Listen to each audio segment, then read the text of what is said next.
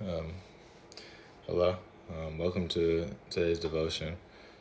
Um, this one really spoke from the heart, from experience as well, and it's on anxiety. Um, just it's deep, especially it affects how you feel even when you feel like you're alone, even when there is people, and it's really hard to deal with. Like you you have hard times talking to people socially,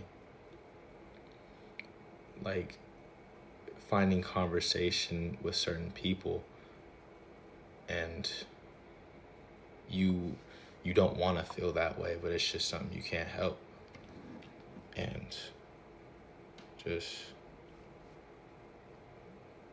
these are my notes on anxiety and what you can do and take into your daily life to help you in any type of way.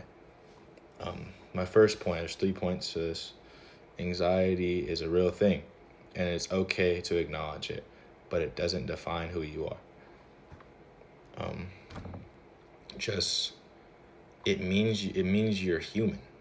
Like as a human, like studies show 1 in 3 people have anxiety, and they struggle with that same aspect of communication, social life, and everything of the above, and just have that same problem. But it doesn't define the person you are deep down inside in your relationship with God, or how people see you. It's just that's if it's doing that, it's like if that's just the enemy, and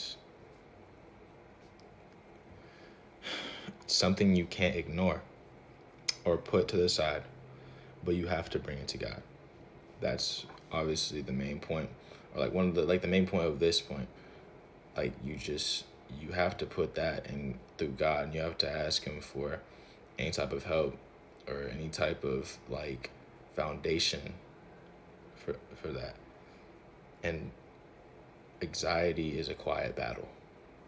It's something you yourself only know as you're dealing with, and it's not very evident to anybody else.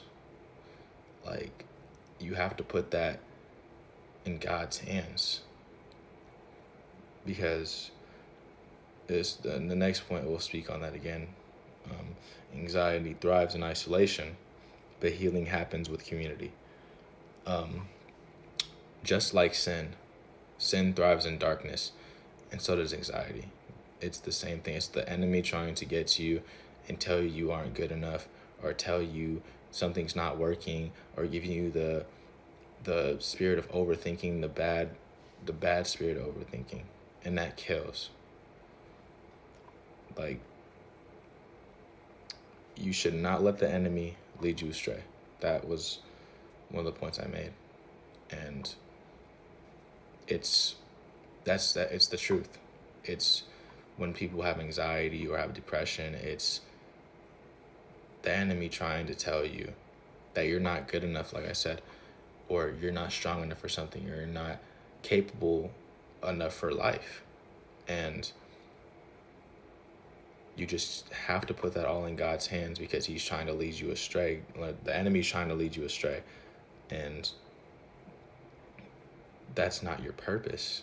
As a human, God put you here on this earth, and all the stuff that you're going through is what He had planned for you, even though it doesn't matter how hard it is, and or it doesn't matter how you feel, or if you feel like you're not just capable of living anymore, or that's just the enemy, and you can't let that compel you from what you're doing in life.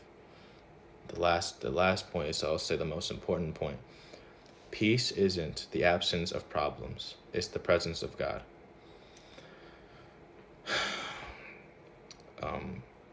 This is a very strong point, because like God's peace will not always make the storm go away.